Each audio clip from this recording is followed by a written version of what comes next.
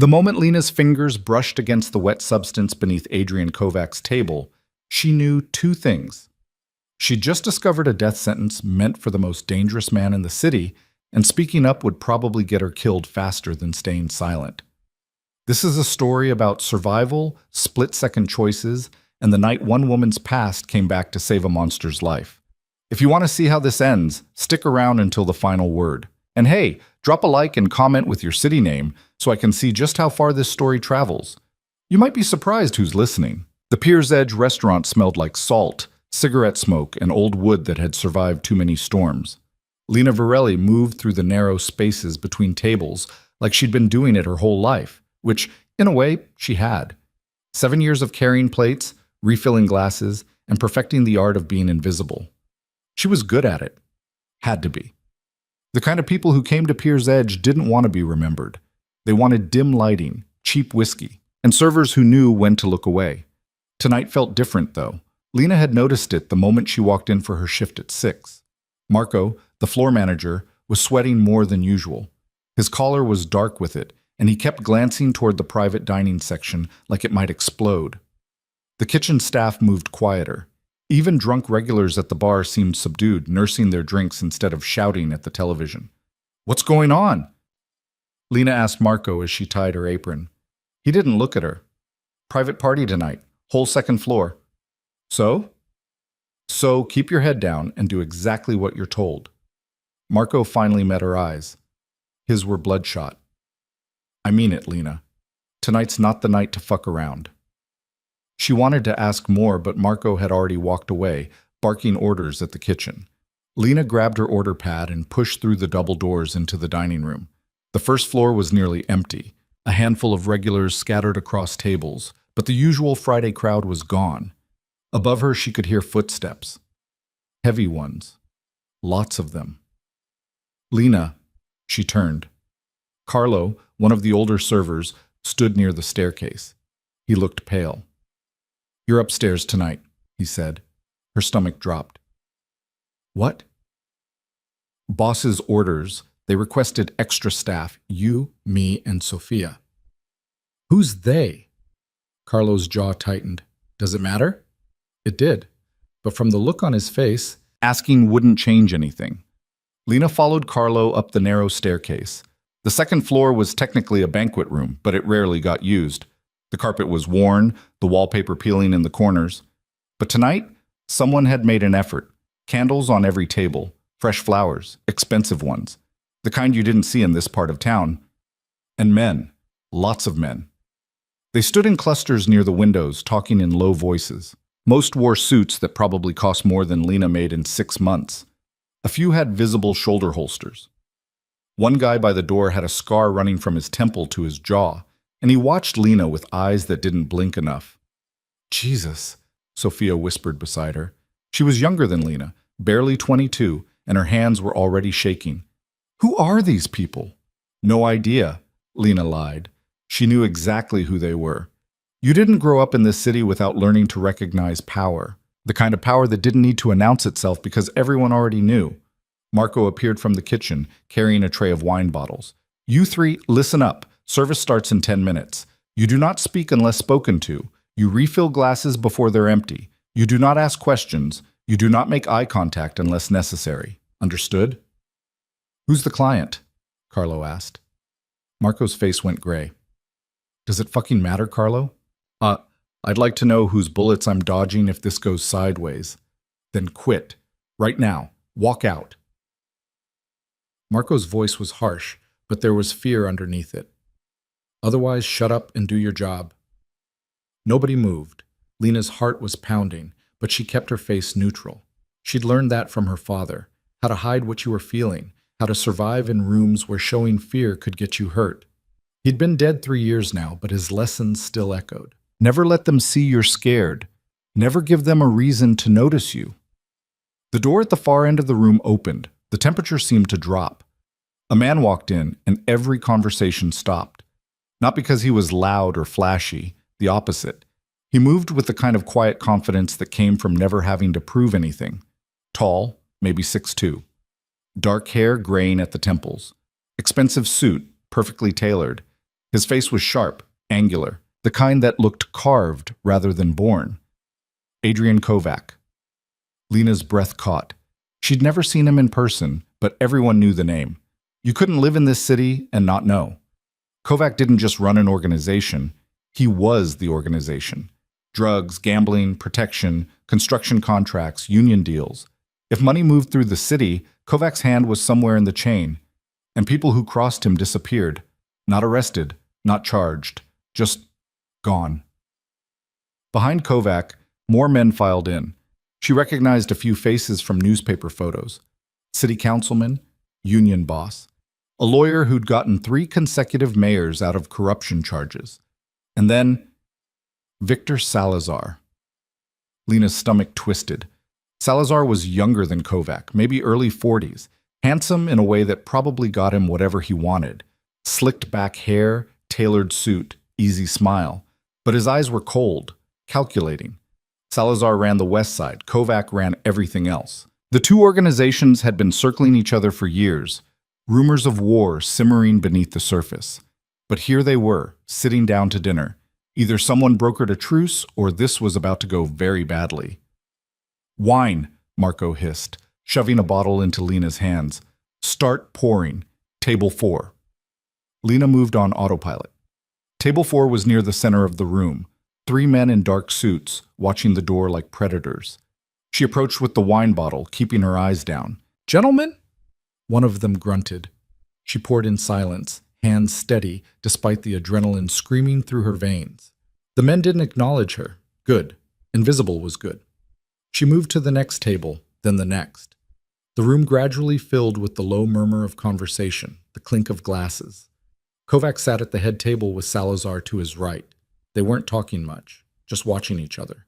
Lena refilled glasses, cleared plates, brought bread. She fell into the rhythm of it, letting muscle memory take over while her mind raced. Why tonight? Why here? Pier's Edge wasn't exactly neutral ground. It was close enough to Kovac's territory that Salazar showing up was a statement, but public enough that outright violence seemed unlikely. Seemed. "Miss?" Lena turned. One of Salazar's men was gesturing to his empty glass. She grabbed a fresh bottle and crossed the room. As she poured, she caught fragments of conversation from nearby tables. "Shipment arrives Tuesday. Councilman's already paid. Pension funds cleaner than cash."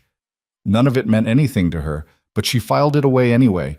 Information was currency in this world. You never knew when you might need it. She finished pouring and stepped back, and nearly collided with someone. "Careful." The voice was low, controlled.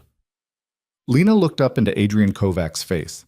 Up close, he was even more intimidating, not because of size or aggression, but because of the absolute stillness in his eyes, like looking into a frozen lake. "Sorry, sir," Lena said quietly, stepping aside. Kovac studied her for a moment. His gaze swept over her face, her uniform, her hands. Then he nodded once and walked past. Lena exhaled slowly. Her hands were shaking now. She gripped the wine bottle tighter and returned to the kitchen. "You okay?" Sophia asked. She looked like she might throw up. "Fine," Lena said. "Just keep moving. Don't think about it." The next hour crawled by. Courses came and went, appetizers, salads, entrees. The men ate and drank and talked in voices too low to hear clearly. Kovac and Salazar maintained their cold détente, speaking occasionally but never warmly. Lena kept her head down, refilled glasses, cleared plates. Invisible. Until she wasn't. It happened at table 1, Kovac's table. She'd been reaching across to refill a water glass when her sleeve caught on the edge of a plate. Not hard, just enough to nudge it. The plate shifted and something beneath the table brushed against her forearm. Something wet. Lena froze. It wasn't water, wasn't wine. The texture was wrong, thicker, almost oily, and it smelled faintly of almonds. Her blood turned to ice. No, she knew that smell. Knew it from 8 years ago when her brother Marco, not the floor manager, her actual brother, had nearly died from a contaminated batch of cocaine. The dealer had cut it with something industrial, something that smelled exactly like this. Bitter almonds, cyanide compounds. But this wasn't cocaine, this was poison. Deliberate, carefully placed poison. Lena's mind raced. The substance was on the underside of the table, right where Kovac's hands would rest between courses, absorbed through the skin, maybe, or transferred to his food, slow-acting enough that he wouldn't notice immediately, wouldn't connect it to the dinner. She straightened slowly, her heart hammering so hard she thought everyone must hear it. Nobody was looking at her. The conversation continued. Glasses clinked. Someone laughed. Lena glanced at the head table. Kovac's hands were on the table's edge, inches from where the poison was smeared. Walk away. The thought was loud, insistent. This wasn't her problem. These weren't her people. Kovac was a criminal, a killer. Whatever happened to him, he probably deserved, and getting involved would get her killed. Salazar's men were everywhere. If this was his play, and it had to be, who else would poison Kovac at a peace dinner? Then they'd be watching, waiting for the poison to work. Anyone who interfered would be a witness, a loose end, walk away, survive. Lena turned toward the kitchen, made it 3 steps, and stopped. She thought about her father, about the debts he'd left behind, about the men who'd come to collect, the ones who'd backed off when she'd convinced them she was worthless, not worth the trouble. She'd survived by being invisible, by not mattering. But her father had mattered. He'd fought for his family even when it cost him everything. And her brother had survived because someone, a nurse who didn't have to care, had recognized the symptoms and acted fast. Lena closed her eyes. Stupid. This is so stupid. She turned back around. Kovac was lifting his wine glass. His hand rested on the table's edge, right over the poison. Lena grabbed a fresh bottle of wine and walked straight to the head table. Her hands were steady. Her face was blank. She looked like every other server in every other restaurant, just doing her job. She reached Kovac's side. More wine, sir? He glanced up, mildly annoyed. I'm fine. Lena leaned in slightly, like she was checking his glass, and in a voice so low it was barely a whisper, she said, Don't touch the table.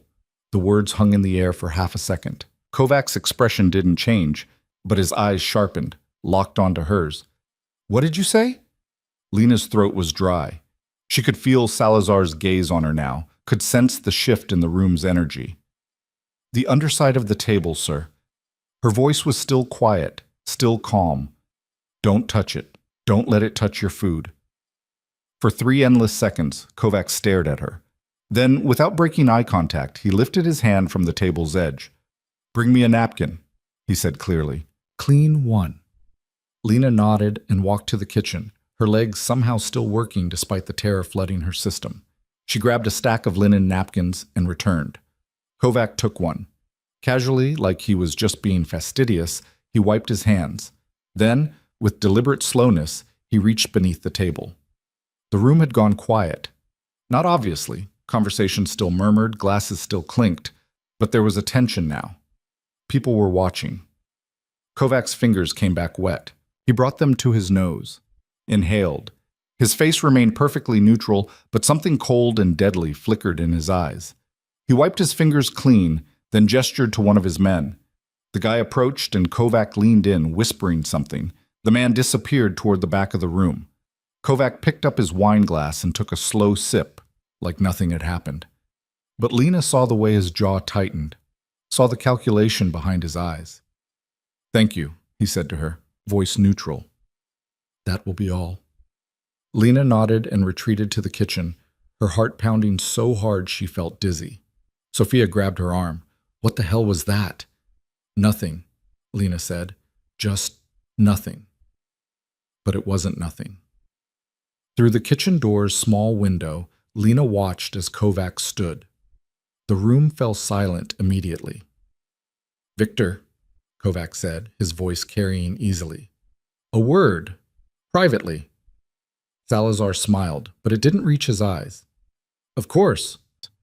They moved to a corner of the room, away from the tables. 2 of Kovac's men flanked them. 2 of Salazar's did the same. Lena couldn't hear what was said, but she saw Kovac gesture subtly toward his table. Saw Salazar's expression flicker, just for a second, before smoothing back into that easy smile. Saw Kovac's man return and whisper something in his boss's ear. And saw the moment Salazar realized he'd been caught. It happened fast. Kovac's men moved in unison, grabbing Salazar's arms. Not violently, almost gently, but firm. Salazar's men reached for their weapons and froze when they realized they were outnumbered 3-1. Every one of Kovac's people had materialized from corners, doorways, blind spots. They'd been there all along, waiting. This wasn't a peace dinner, it was a trap, and Salazar had walked right into it. "Gentlemen," Kovac said calmly, addressing the room, "Mr. Salazar will be leaving early. Please, continue your meals." Nobody moved. Salazar was escorted toward a side door, his face pale but composed. He didn't struggle, didn't shout, just walked, flanked by Kovac's men, and disappeared into the back hallway. The door closed behind them. Slowly, conversation resumed. Glasses were refilled. Someone made a joke. Laughter echoed. Too loud, too forced, but everyone knew what had just happened. Victor Salazar, the second most powerful man in the city, had just been removed from the board. Lena stood in the kitchen, gripping the counter, trying to breathe. "Holy shit," Carlo whispered. "Holy shit." Marco appeared, his face ashen. "Everyone out. Now. Leave through the back. Don't talk to anyone. Don't look at anyone. Just go." "What about—" Sophia started. "Now." They fled. Lena grabbed her coat and purse and followed Carlo down the back stairs, through the service alley, into the cold night air. She walked fast, head down, hands shaking. She'd just saved a crime lord's life, or she'd just witnessed a murder. Maybe both. Behind her, the Pier's Edge restaurant glowed warmly in the dark, its windows lit like nothing had happened. Like it was just another Friday night, Lena kept walking. She didn't look back. The next 3 days passed in a blur of fear and waiting. Lena called in sick to work, stayed in her apartment with the deadbolt locked and the curtains drawn. She jumped at every sound, footsteps in the hallway, cars backfiring outside, her phone buzzing with unknown numbers she didn't answer. She'd saved Kovac's life. That made her a witness, a liability. People who knew too much about Adrian Kovac didn't tend to live long. On the 4th day, there was a knock at her door. Lena froze on the couch, every muscle tensed. Another knock. Firmer. "Miss Varelli." A man's voice, calm and professional. "We need to talk." She didn't move. "We're not here to hurt you. Mr. Kovac would like to speak with you, privately." Lena's stomach dropped. She looked toward the fire escape, calculating distances. But if they were at her front door, there were probably more waiting outside.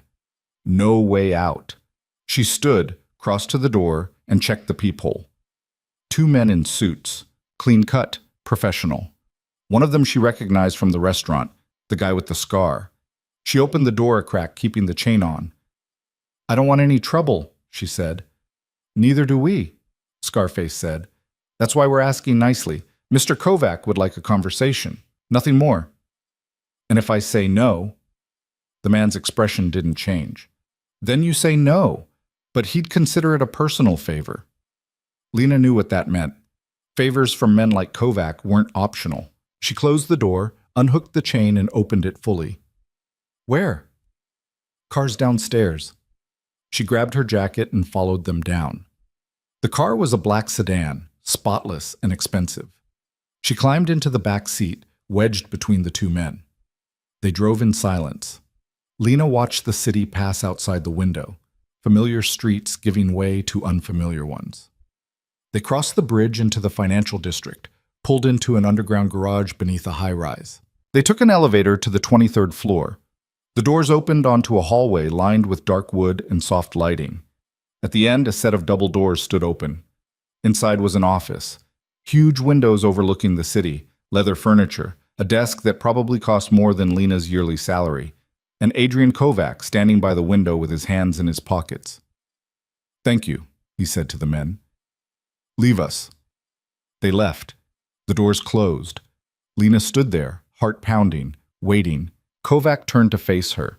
In the daylight, he looked older, tired, human. "Sit," he said, gesturing to a chair. She sat. He moved to the desk, leaning against it. "You know who I am." "Yes." "And you know what I do." "Yes." "Then you understand that what happened the other night—" He paused. That was significant. Lena said nothing. Kovac studied her. How did you know? Know what? About the poison. She hesitated. I recognized the smell. From where? My brother, 8 years ago. Someone sold him contaminated drugs. Almost killed him. The smell was the same. Kovac nodded slowly. You saved my life. I told you not to touch the table. You did the rest. A faint smile. Modest. Lena met his gaze. What happened to Salazar? That's not your concern. Am I in danger? Kovac was quiet for a moment. Then, Salazar's people don't know what you did. They don't know you exist. As far as anyone's concerned, I discovered the poison myself. He straightened. You're safe, but that's not why you're here. Then why am I here? Because I want to offer you a job. Lena blinked. What? You acted under pressure, made the right call when most people would have run. That takes instinct. Kovac crossed his arms. I need people with good instincts. I'm a waitress. You're more than that. His eyes were sharp. You grew up in this city. You know how it works, and you've got debts. Her blood ran cold. How do you... I know everything that matters, Miss Varelli. Your father owed money to 3 different organizations when he died. You've been paying it down for 3 years, slowly, carefully, staying off everyone's radar. Lena's hands clenched in her lap. That's my business. It could be mine. Work for me, and those debts disappear, tonight. And in exchange? You do what you're good at.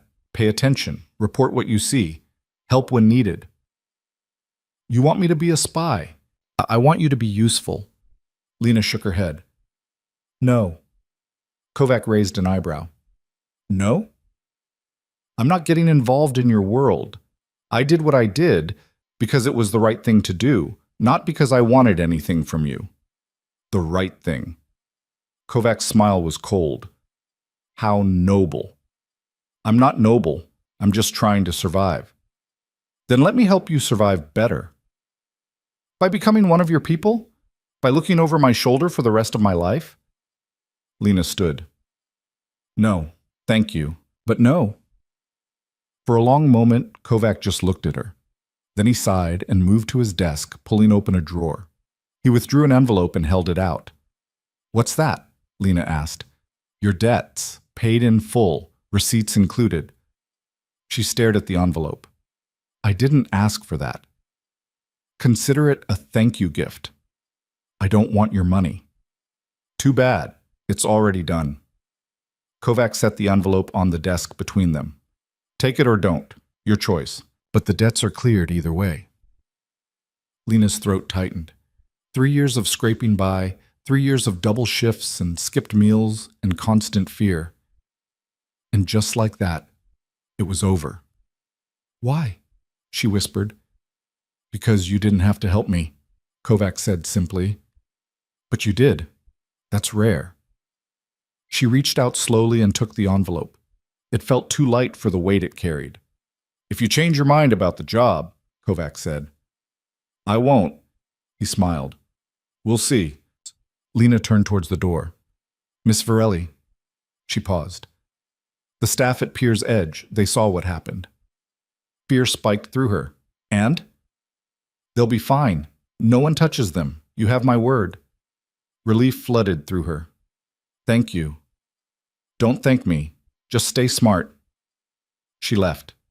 The men drove her home in silence, dropped her at her building, and disappeared into the night. Lena climbed the stairs to her apartment, locked the door behind her, and opened the envelope. Inside were payoff receipts for every debt her father had left behind, and beneath them, a stack of cash. Enough to leave the city, enough to start over. No note, no strings, just freedom.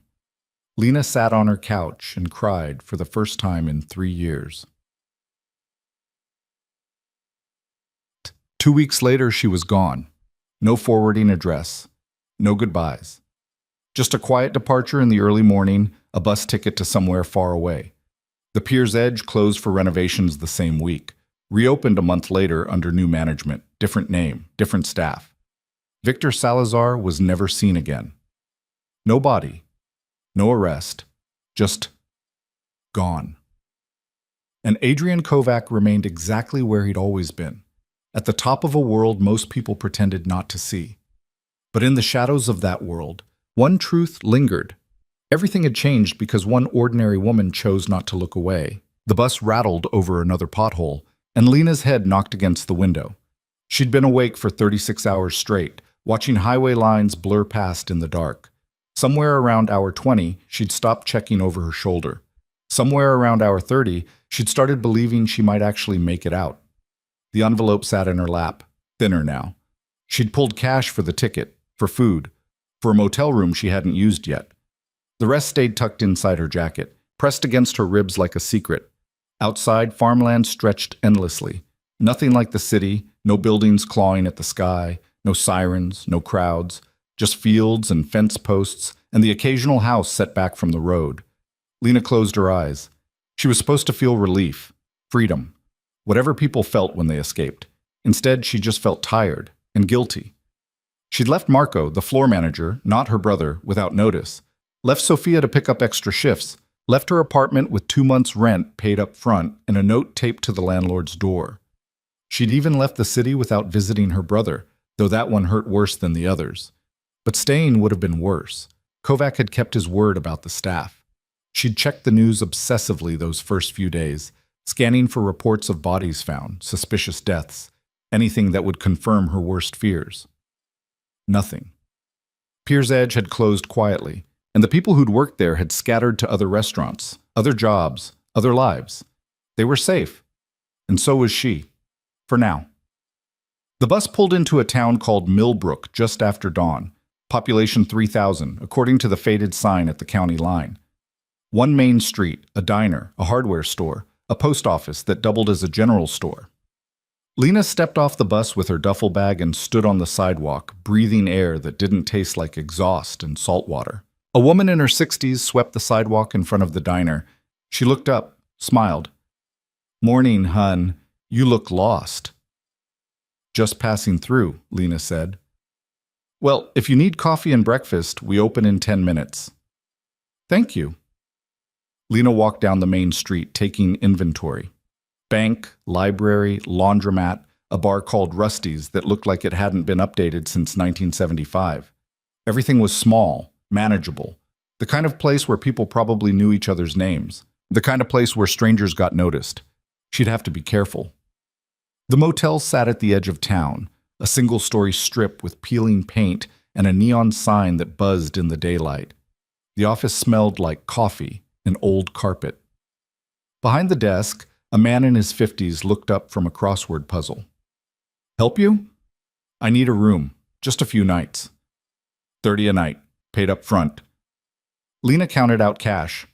The man took it without comment, handed her a key attached to a plastic tag. "Room 7, checkouts at 11. "Thanks." The room was exactly what she'd expected.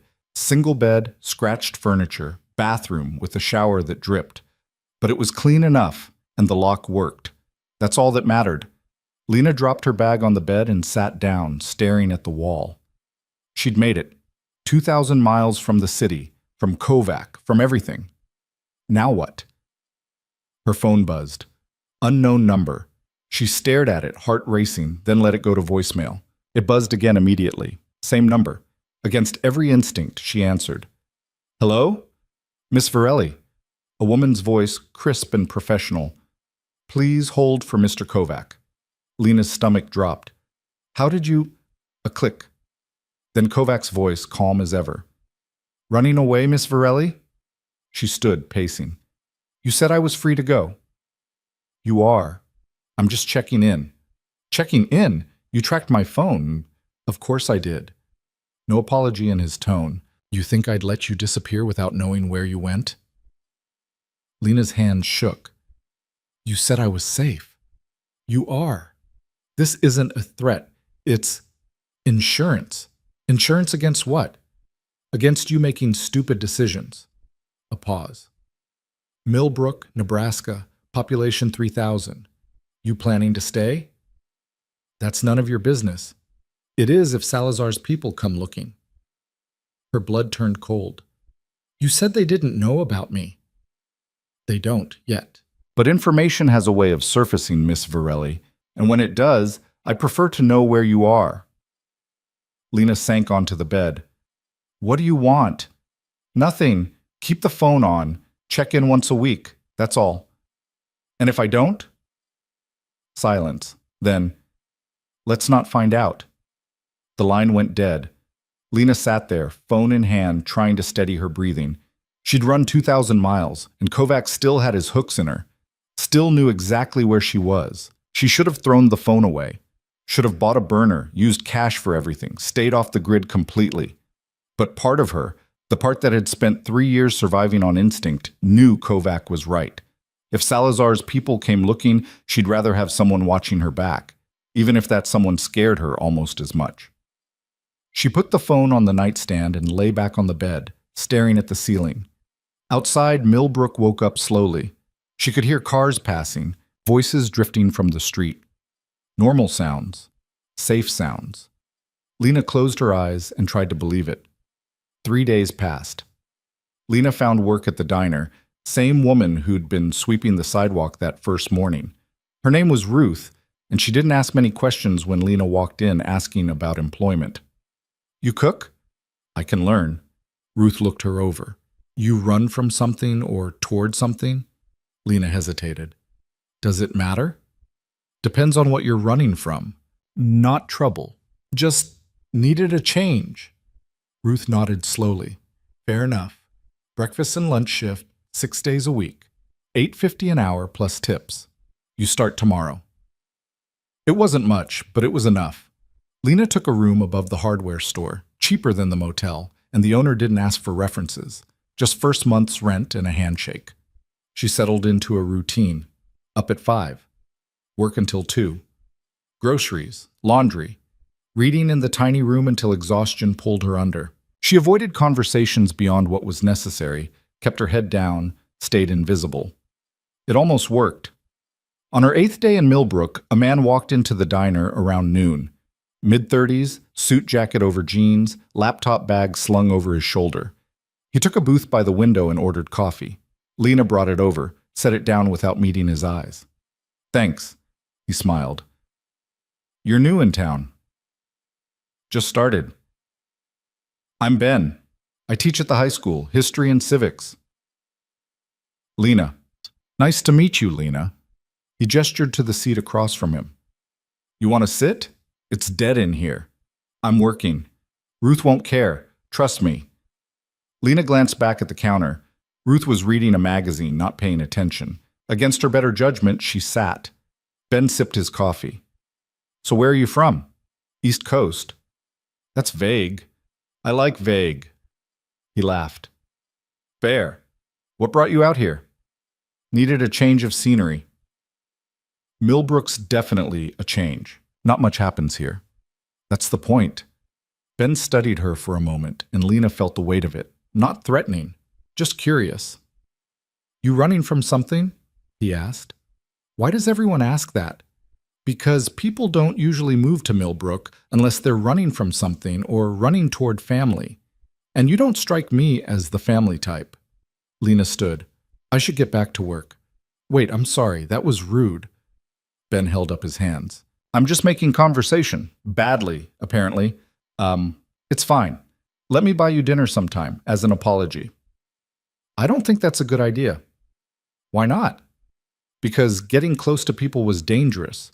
Because the less anyone knew about her, the safer she was.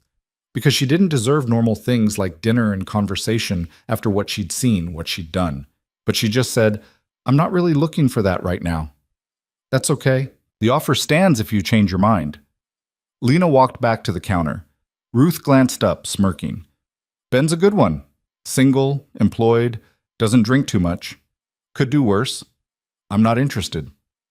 Didn't say you were, just saying. Lena refilled coffee pots and tried to ignore the way Ben looked at her when he thought she wasn't paying attention. A week later, her phone rang. Unknown number again. She almost didn't answer. Varelli. Check-in time. Kovac's voice, same as before. I'm fine. Any trouble? No. Good. Keep it that way. He hung up. Lena stared at the phone, a familiar anger building in her chest. She'd traveled 2,000 miles, started over, done everything right, and Kovac still treated her like an asset to be managed. She thought about smashing the phone, leaving Millbrook, moving somewhere else, disappearing completely. But she didn't. Because deep down, she knew Kovac's reach was longer than 2,000 miles. And if he wanted to find her, he would. Better to play along. For now. Ben came into the diner 3 more times that week. Always polite, always friendly, never pushing. On Friday, he left a $20 tip on a $12 tab. Ruth noticed. He likes you. He's wasting his time. Or you're wasting yours.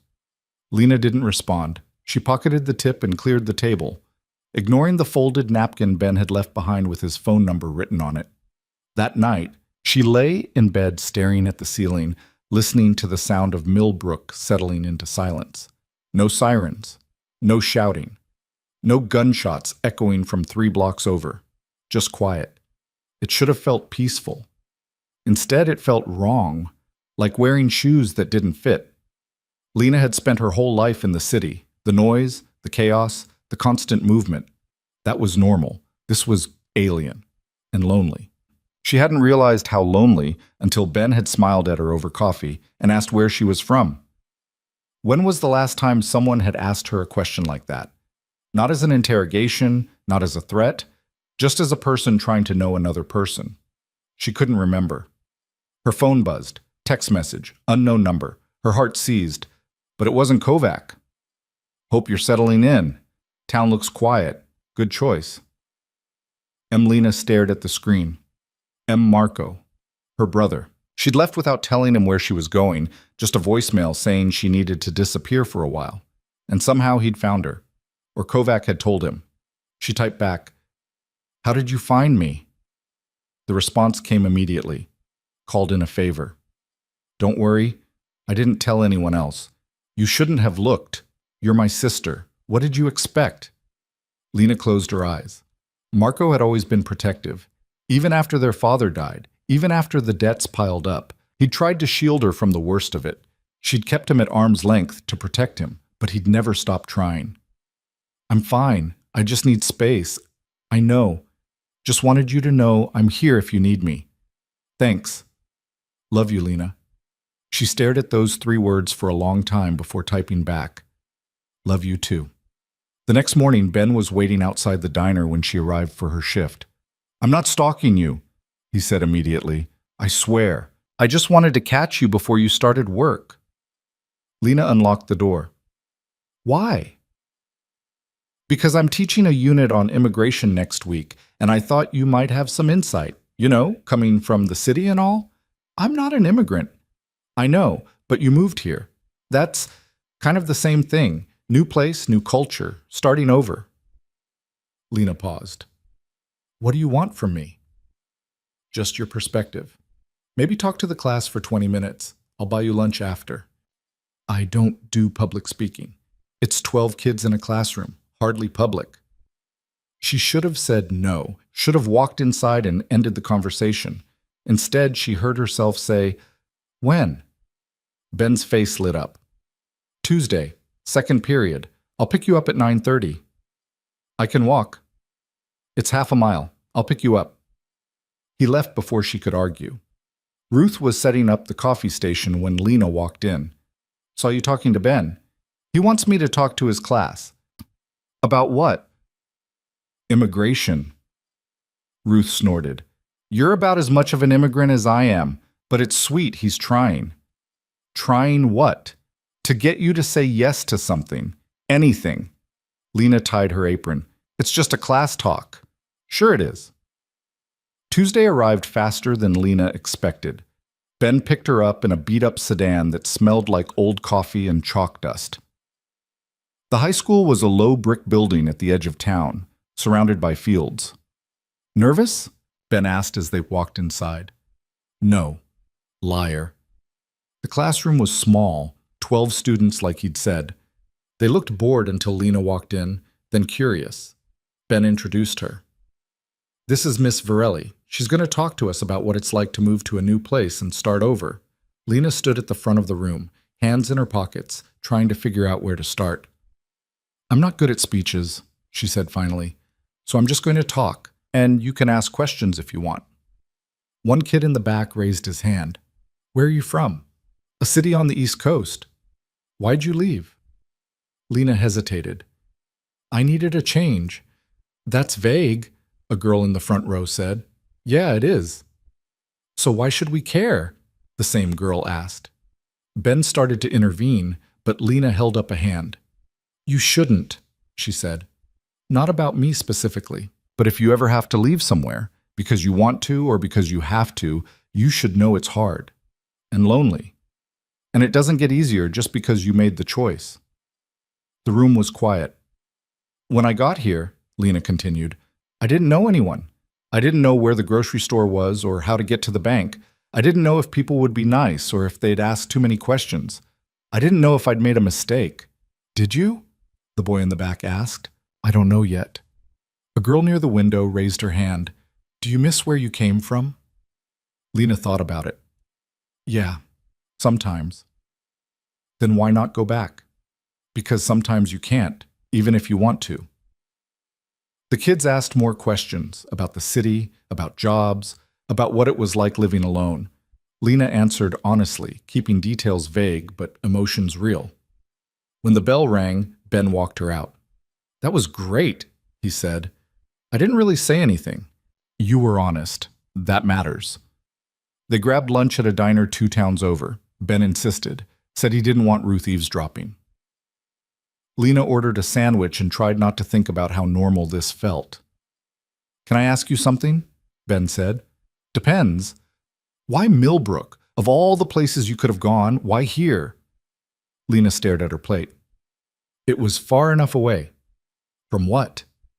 Everything. Ben nodded slowly. You don't have to tell me, but if you ever want to, I'm a good listener. Why do you care? Because you seem like someone carrying something heavy, and I know what that's like. Lena looked up. Yeah? My dad died when I was 19, heart attack. I spent the next 5 years trying to outrun it. Moved 6 times, changed majors 3 times, couldn't sit still. Eventually ended up here, teaching history to kids who'd rather be on their phones. He smiled. It's not what I planned, but it's good. You think I'm running. I think you're surviving. There's a difference. Lena didn't know what to say to that. They finished lunch in comfortable silence, and Ben drove her back to town. When he dropped her off, he didn't ask for anything, just said, See you around, Lena. She watched him drive away, feeling something unfamiliar stir in her chest. Hope, maybe. Or just the memory of what hope used to feel like. That night, Kovac called again. Anything to report? No. You sure? You've been spending time with someone. Lena's blood went cold. You're watching me? I told you, insurance. Ben's a teacher. He's harmless. No one's harmless, Miss Varelli, but I'll allow it, for now. You'll allow it? Anger flared hot in her chest. I didn't ask for your permission. And yet here we are. Kovac's voice was maddeningly calm. You want to pretend you're free? That's fine. But we both know the truth. You're alive because I decided you could be. Don't forget that. The line went dead. Lena threw the phone across the room. It hit the wall and clattered to the floor, screen cracked but still functioning. She sat on the edge of her bed, shaking with rage and fear and exhaustion. Kovac was right. She wasn't free. Not really. She'd just traded one cage for another, this one bigger, prettier, but still locked, and she didn't know how to escape. The weeks blurred together. Work, sleep, occasional dinners with Ben when he wore her down enough to say yes. He never pushed, never asked the questions she couldn't answer, just talked about his students, his lesson plans, books he'd read. It was nice, dangerous, but nice. One evening in late October, Ruth asked her to close up the diner alone. Lena agreed, grateful for the distraction. She was wiping down tables when the bell above the door chimed. A man walked in. 40s, expensive coat, out of place in Millbrook. Lena's instinct screamed. Sorry, we're closed, she said, keeping her voice steady. The man smiled. I'm not here for food. Then you should leave. He pulled out a chair, sat down. I'm looking for someone. Woman, late 20s, dark hair, came through here a few months ago. Lena's heart hammered. Lots of people come through here. This one's special. She did something very stupid, very brave, and now some people want to talk to her. I don't know what you're talking about. The man leaned back, studying her. You know, it's funny. I've been to 6 towns looking for her, and every time I get the same answer. Don't know her, never seen her. But here's the thing. He pulled out a photo and slid it across the table. It was Lena. From the night at Pier's Edge, grainy security footage, but unmistakably her. Here, the man continued, I finally found someone who fits the description, and she's very nervous, which tells me I'm in the right place. Lena didn't move, didn't breathe. Who sent you? She asked quietly. Does it matter? Yes. The man smiled. Let's just say Mr. Kovac isn't the only one who values loyalty. Salazar's people. They'd found her. Lena's mind raced through options, none of them good. The front door was 15 feet away. The back exit through the kitchen was closer, but she'd have to get past him first. Her phone was in her pocket, cracked screen and all. But even if she called Kovac, he was 2,000 miles away. She was alone. The man watched her calculate, seeming amused by it. You're thinking about running, he said. Don't. There's another guy outside watching the street, and honestly, I'd rather this stayed civilized. What do you want? Just conversation, that's all. He gestured to the seat across from him. Sit. Lena stayed standing. I don't work for Kovac. I never did. What happened that night? I know what happened. You warned him about the poison. Very heroic. The man's smile didn't reach his eyes. Unfortunately, that heroism cost my employer a significant opportunity, and he'd like to understand why. Why what? Why you did it. You had no stake in that game. Could have walked away. Should have walked away. He tilted his head. So why didn't you? It was the right thing to do. The man laughed, sharp and humorless. The right thing. You saved a man who's killed more people than you've probably met in your entire life. You call that right? I call it not being a murderer. Semantics. Lena's hands curled into fists at her sides. If your employer has a problem with me, tell him to come here himself. He's dead. The words hung in the air. Lena blinked. What? Victor Salazar, dead, 3 weeks after that dinner. The man leaned forward. Kovac's people found him in a warehouse. Took their time with it, from what I heard. Very thorough. Nausea rolled through her stomach. I didn't know. Of course you didn't. You ran like a scared rabbit. But the rest of us? We had to live with the consequences. His voice hardened. Salazar had people, loyal people, and when he disappeared, we had decisions to make. Some of us bent the knee to Kovac.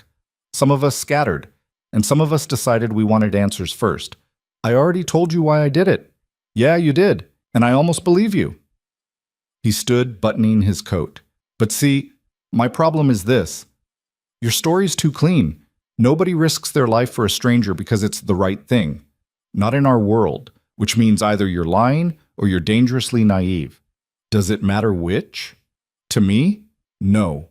But to the people I answer to now, it does. He pulled a business card from his pocket and set it on the table. You've got 48 hours to think about whether you want to tell the truth. After that, we stop asking nicely. He walked to the door, paused with his hand on the handle. Nice town, by the way. Quiet. Be a shame if something happened to it. Then he was gone. Lena stood frozen, staring at the card on the table. No name, just a phone number. Her hands were shaking so badly she could barely pull out her phone. She dialed the number Kovac had called from, her breath coming in short gasps. It rang 4 times before someone picked up. Yes? A woman's voice, the same assistant from before. I need to talk to Kovac. Now. He's unavailable. I don't care. Tell him Salazar's people found me. A pause. Hold. 30 seconds stretched into eternity. Then Kovac's voice, sharp and alert. Where? The diner. He just left. Said I have 48 hours. To do what? Tell the truth, whatever that means. Lena's voice cracked. You said they didn't know about me. They didn't. Someone talked. Who? I'll find out. In the meantime, you need to leave, tonight. And go where? You said you'd keep me safe. I said you were safe from Salazar. He's dead. His organization fractured. I don't control what happens to the pieces. Kovac's tone shifted, almost gentle. Listen to me carefully, Miss Varelli. Pack a bag. Get in your car. Drive somewhere public, a truck stop, a rest area, anywhere with cameras and people.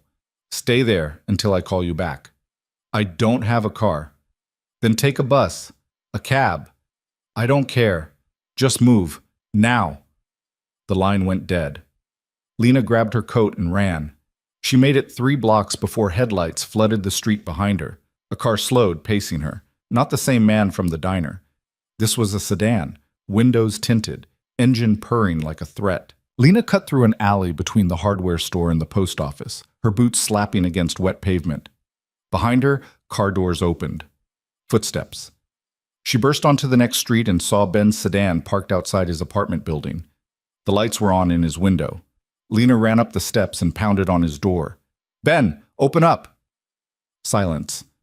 Then footsteps inside. The door cracked open and Ben's confused face appeared. Lena? What? She shoved past him into the apartment and locked the door behind her.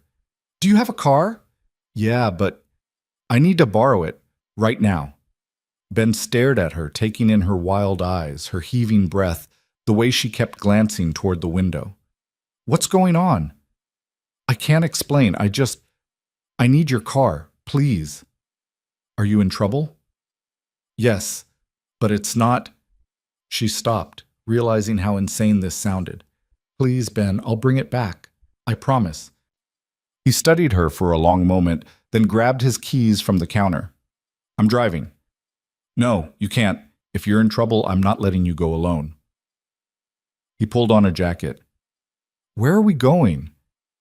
Lena wanted to argue, wanted to protect him from this, but there wasn't time. Through the window, she could see the sedan parked across the street, engine idling. Anywhere but here. They went out the back, through a small yard that connected to the alley. Ben's car was parked in a shared lot behind the building. They climbed in, and he started the engine without turning on the headlights. Duck down, he said. Lena slid low in her seat as Ben reversed slowly, then pulled onto a side street that ran parallel to Main. He drove carefully, not speeding, not drawing attention. You want to tell me what's happening? He asked. Not really. Someone following you? Yeah. Cops? Worse. Ben's jaw tightened, but he didn't push. They drove in silence for 10 minutes, then 20. Lena kept checking the mirrors. No headlights behind them. Maybe they'd lost them. Maybe... Her phone rang. Kovac. She answered. I'm in a car, heading west. Good. There's a motel 50 miles out, just past the state line. The Starlight Inn. Go there, room 12. Keys under the mat. How did you... I own it. Stay there. I'm sending people. What people? The kind who keep you alive. He hung up. Lena looked at Ben. Take Highway 34 west. For how long? 50 miles. He nodded and kept driving. The Starlight Inn appeared an hour later, a rundown motel that looked like it had been abandoned and then half-heartedly reopened. Only 2 cars in the lot. No lights in the office. Ben parked near room 12. This place looks like a horror movie. I know. Lena, what the hell is going on? She turned to face him, guilt crushing her chest. I'm sorry. I shouldn't have dragged you into this. Into what? Something I can't explain. Something dangerous. She opened the door. You should go. Drive back to Millbrook. Forget you saw me. Are you serious? Yes. I'm not leaving you here alone. Ben, no. His voice was firm. I don't know what you're running from, and maybe you can't tell me, but I'm not leaving you in a creepy motel in the middle of nowhere. So either you let me help, or I sit in this car all night like an idiot. Your choice. Lena stared at him, this kind, stubborn man who had no idea what he was offering. You don't understand what you're getting into. Then explain it. She wanted to tell him everything about her father's debts, about Pier's Edge, about the poison and Kovac and the men who'd just tracked her across 2,000 miles. But the words stuck in her throat. I can't. Can't or won't. Both. Ben sighed. Fine, but I'm staying. They found the key under the mat, exactly where Kovac said it would be. The room was small and cold, smelling faintly of bleach and old smoke. 2 beds, a bathroom with rust stains in the sink, curtains that didn't quite close all the way. Lena sat on the edge of one bed, head in her hands. Ben locked the door and pulled a chair over, sitting backward on it. How long do we wait? He asked. I don't know. He said he's sending people. Who's he? Lena didn't answer. Ben leaned forward. Look, I get it. You don't trust me. Fair enough. But if someone's coming after you, I need to know what we're dealing with. We're not dealing with anything. This is my problem. You made it my problem when you knocked on my door. He was right, and she hated that he was right. There were some men back in the city, she said slowly. I saw something I wasn't supposed to see. Now they want to make sure I don't talk. About what? I can't tell you that. Did you go to the police? Lena laughed bitterly. The police can't help with this. Why not? Because the people looking for me own half the police. Ben absorbed that. Jesus, what did you see? Ben, I'm not asking for details, just, was someone hurt? Lena thought about Salazar, dragged out of that restaurant and never seen again. Thought about Kovac's cold eyes as he orchestrated the whole thing. Yes, she said quietly. Someone was hurt. And you witnessed it. Sort of. Did they threaten you? They don't have to. That's how these people work. They don't threaten, they just act. Ben stood, pacing. Okay. So we go to the FBI.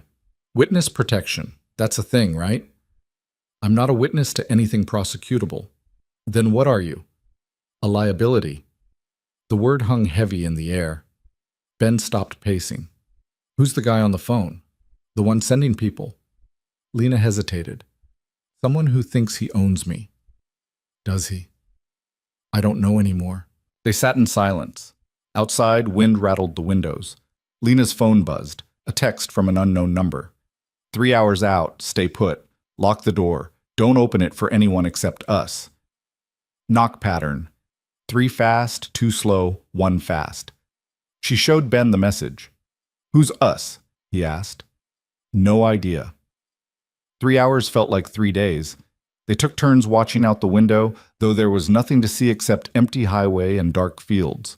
Lena tried to sleep, but couldn't. Her mind kept circling back to the man in the diner, to his casual threat about Millbrook, to the way he'd smiled when he said it. Be a shame if something happened to it. She thought about Ruth, about the kids in Ben's class, about the people who'd been kind to her without asking questions. If Salazar's people went after them. Stop, Ben said. Lena looked up. What? Whatever you're thinking, stop. I can see it on your face. You don't know what I'm thinking.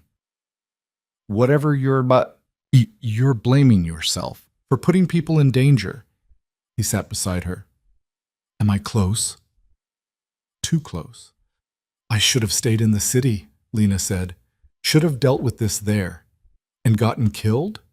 Maybe, but at least no one else would have been involved. That's stupid. She glared at him. Excuse me? You heard me. That's a stupid thing to say. Ben's voice was gentle but firm. You ran because staying would have gotten you killed. That's not cowardice, that's survival. And whatever happens next isn't your fault. It's the fault of the people coming after you. You don't understand. You're right, I don't. But I understand enough to know you don't deserve whatever guilt you're carrying. Lena's eyes burned. She looked away, blinking hard. You don't know me, Ben. Maybe not, but I know you're a good person. I've seen how you work, how you treat people. You think someone who didn't care would have warned a stranger about poison? Her breath caught. How did you? I'm not an idiot, Lena. You said you saw something, that people got hurt. It doesn't take a genius to put it together. He paused. You saved someone's life, didn't you? She nodded slowly. Then you did the right thing. Whatever happened after, that's not on you. A knock at the door made them both jump. 3 fast, 2 slow, 1 fast. Lena stood, heart hammering. Ben moved in front of her, protective. "Who is it?" he called. "Kovac sent us." A woman's voice, low and authoritative. Lena opened the door. 2 people stood outside. The woman was in her 30s, dark hair pulled back, wearing tactical pants and a leather jacket. The man beside her was older, 50s maybe, with a scar across his knuckles and eyes that had seen too much. "Miss Varelli," the woman said. "I'm Sarah. This is Martinez. We're here to get you somewhere safe." "Safe where?" "Different state, different name, different life." Sarah's gaze flicked to Ben. "Who's this?" "A friend," Lena said quickly. "He helped me get here." Sarah studied Ben for a long moment. "He can't come." "What?" Ben stepped forward. "I'm not leaving her." "You are. Right now. Drive back to Millbrook. Go to work tomorrow. Act like nothing happened. If anyone asks about Lena, you tell them she quit without notice. You don't know where she went. Understood?" "No, not understood. I'm not just—" Martinez stepped forward, his presence a wall of quiet menace. "Son, this isn't a discussion. Go home. Forget her. It's safer for everyone." Ben looked at Lena, something desperate in his eyes. "Tell them you want me to stay." She wanted to believe there was a version of this where Ben came with her, where they figured it out together, where she didn't have to disappear alone. But that wasn't reality. "You should go," she said quietly. "Lena, please, Ben, just go." He stared at her, hurt and confusion written across his face. Then he grabbed his keys and walked out, slamming the door behind him. Lena flinched at the sound. Sarah waited until his car drove away before speaking. "You shouldn't have told him anything." "I didn't tell him much. Doesn't matter. He knows you're running from something. That makes him a thread. Threads get pulled." Sarah turned to Martinez. "We need to move. Salazar's people are maybe 30 minutes behind us. Maybe less." "How do you know?" Lena asked. "Because they're not subtle, and we've been tracking them since they left the city." Sarah grabbed a duffel bag from her shoulder. "Put these on. Jeans, hoodie, sneakers. Leave everything else." "My phone. Leave it. They've probably cloned it by now." Lena changed quickly, abandoning her clothes, her wallet, the last physical pieces of the person she'd been. Sarah handed her a new phone, burner, prepaid, and a fake ID. "Claire Morrison," Lena read. 29, Portland, Oregon. "That's you now, at least until Kovac figures out what to do long term. And if he doesn't, then Claire Morrison lives a very quiet life in Portland and hopes nobody comes looking." They left through the back window, crossing an empty field to where a black SUV waited on a service road. Martinez drove, Sarah rode shotgun, and Lena sat in back, watching the Starlight Inn disappear behind them. "Where are we going?" she asked. "Airport, private charter. You'll be in Portland by morning." "And then?" "Then you wait. Kovac's cleaning up the mess. Shouldn't take long." "What does that mean?" Sarah met her eyes in the rearview mirror. "It means Salazar's people made a mistake coming after you. Kovac doesn't like mistakes."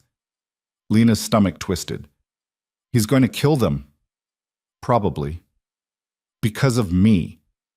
Because they broke the rules. You don't go after civilians. Not without permission. They knew that and did it anyway." Sarah's voice was matter of fact. "So yeah, Kovac's going to send a message. That's how this works." Lena leaned back against the seat, exhaustion crashing over her. More blood. More bodies. All because she'd warned a man about poison. She thought about Ben driving back to Millbrook alone, probably confused and angry. Thought about Ruth opening the diner tomorrow to find Lena gone without a word. Thought about the life she'd barely started building, already ripped away. "Can I ask you something?" she said to Sarah. "Depends."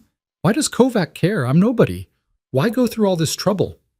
Sarah was quiet for a moment, then, "You know what Kovac values most?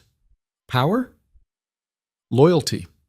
People who act when they don't have to. People who make hard choices." She glanced back. "You didn't owe him anything that night. Could have walked away. But you didn't. That matters to him. So he owns me now. He protects you now. There's a difference. Is there? Sarah didn't answer. They drove through the night, stopping only for gas. Lena dozed fitfully, waking every time the car slowed or turned. By the time they reached the airport, a small regional strip with a single runway, the sun was rising. The plane was waiting. Small, sleek, expensive. Martinez handed her a bag. Cash, new cards, burner phones, address in Portland. Apartments paid up for 6 months. And after 6 months? Cross that bridge when you get there. Lena climbed the stairs, pausing at the top to look back. Sarah stood beside the SUV, arms crossed, expression unreadable. What happens to Ben? Lena called down. Nothing, as long as he keeps his mouth shut. And if he doesn't? Sarah's silence was answer enough. Lena stepped inside the plane and sat down, buckling herself in. The door closed, the engines roared, and within minutes they were airborne, Nebraska disappearing beneath clouds and distance. She pressed her forehead against the window, watching the ground fall away, and wondered if she'd ever stop running. Portland was gray and cold when she landed. A driver met her at the hangar, different face, same quiet efficiency, and took her to an apartment in a neighborhood she didn't recognize. The place was furnished but impersonal. Couch, bed, kitchen table. Nothing on the walls. No books. No photos. No signs anyone had ever lived there. The driver handed her a key. Kovac will call when it's safe. When will that be? When it's safe. Then he left, and Lena was alone. She set her bag down, looked around the empty apartment, and felt the weight of it all crash down.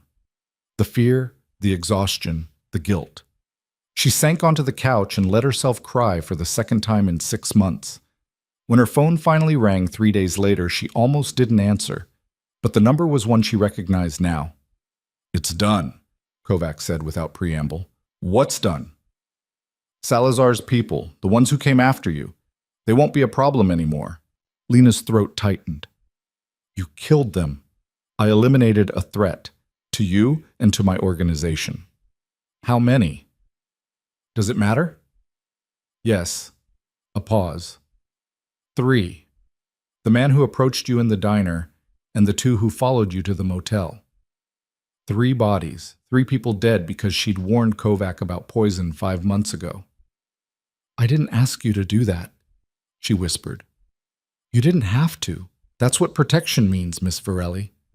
I don't want this kind of protection. Then you should have let me die. The line went quiet except for the sound of Lena's breathing. The town's safe, Kovac continued. Your friend Ben is safe. You're safe. That's what you wanted, isn't it? I wanted to disappear. You have. Claire Morrison, Portland, Oregon, new life, clean slate, everything you ran for. Except I'm still looking over my shoulder, still waiting for the next phone call, still living in a cage. That's the price, Miss Varelli.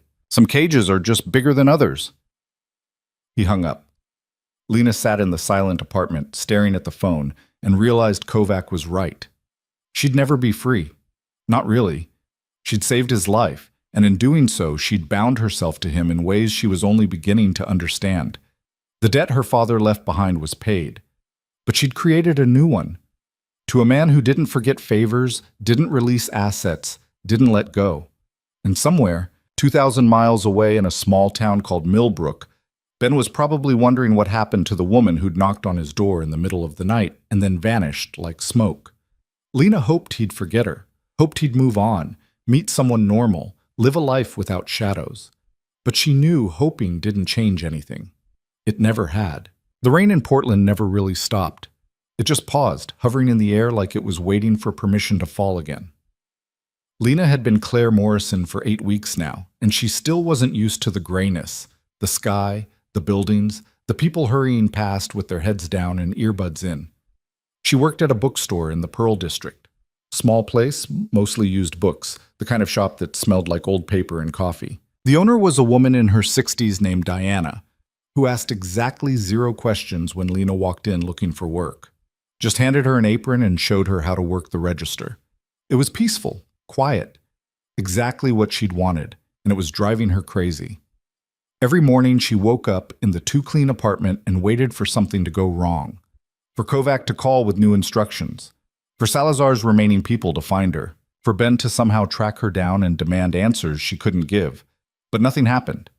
Days turned into weeks, and the silence felt more threatening than noise ever had. She'd stopped checking over her shoulder after the first month. Stopped jumping when the door chimed at the bookstore. Stopped holding her breath every time an unfamiliar car parked outside her building. Sarah had been right. The cage was bigger here, but it was still a cage. On a Tuesday morning in late November, Lena was shelving books in the fiction section when Diana called from the front. "Claire, someone's here for you."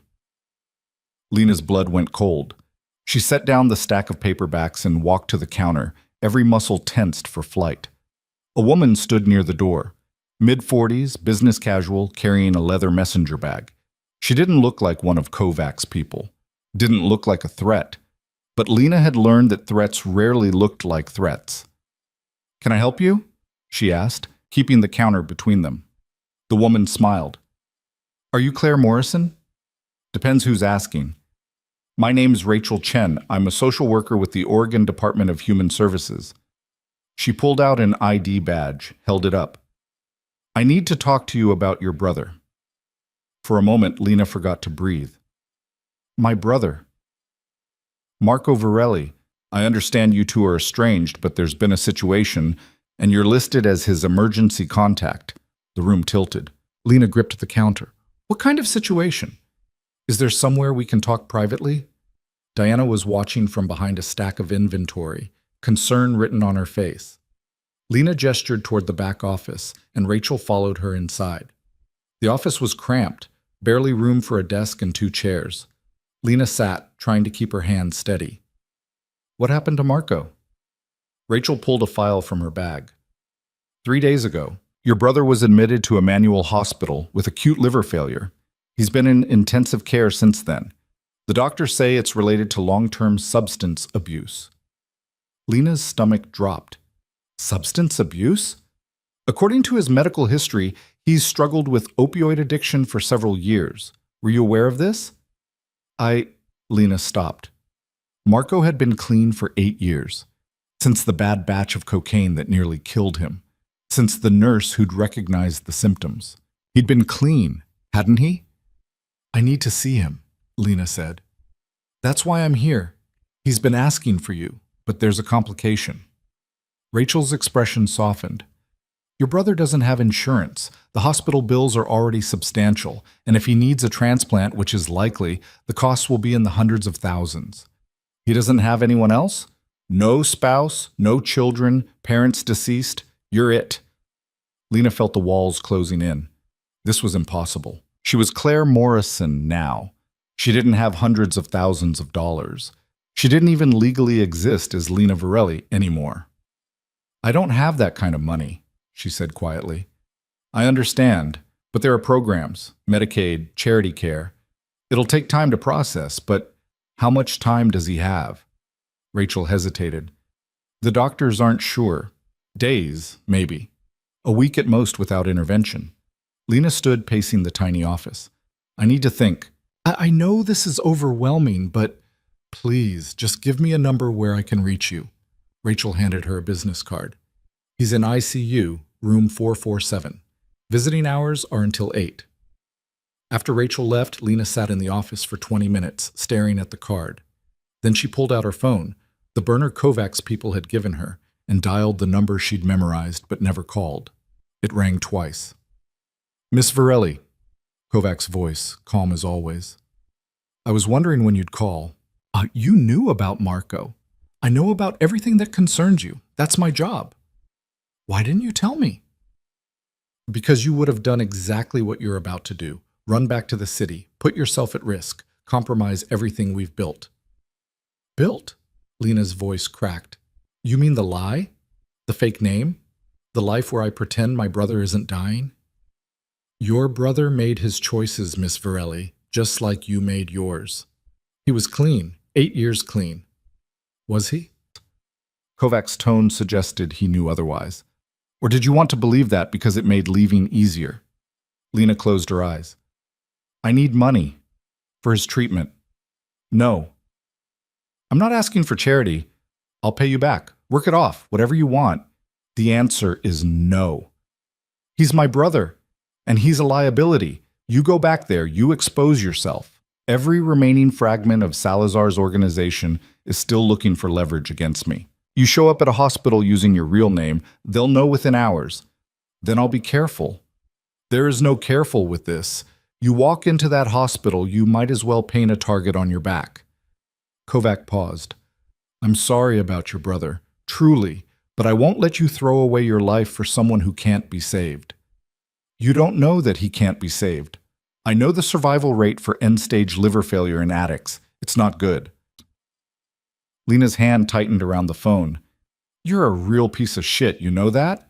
I've been called worse by better people. I'm going to see him, with or without your help. Then you do it without my protection. The moment you step foot in that hospital, we're done. Sarah, Martinez, the apartment, the new identity, all of it disappears. You'll be on your own. Fine. Miss Varelli. She hung up. For a long moment, she sat there, shaking with anger and fear and something that felt like grief. Then she grabbed her coat and walked out of the bookstore without a word to Diana. The hospital was across town. Lena took 2 buses and walked the last 6 blocks, her hood up, eyes down. The ICU was on the 4th floor, and security was tight. She had to show ID and sign in at the desk. She used her real name, Lena Varelli. The nurse gave her a visitor badge and directed her to room 447. Marco looked worse than she'd imagined. His skin had a yellow tinge, his eyes were sunken, and machines beeped steadily around him, monitoring vitals that seemed too weak to sustain life. Lena stood in the doorway, frozen. He turned his head, saw her, and something like relief crossed his face. Lena. His voice was barely a whisper. She crossed to his bedside, pulled up a chair. Hey. You came. Of course I came, you idiot. A weak smile. Thought you'd left for good. I did. But you're still my brother. Marco's eyes closed. I'm sorry. For what? For this. For calling. For dragging you back.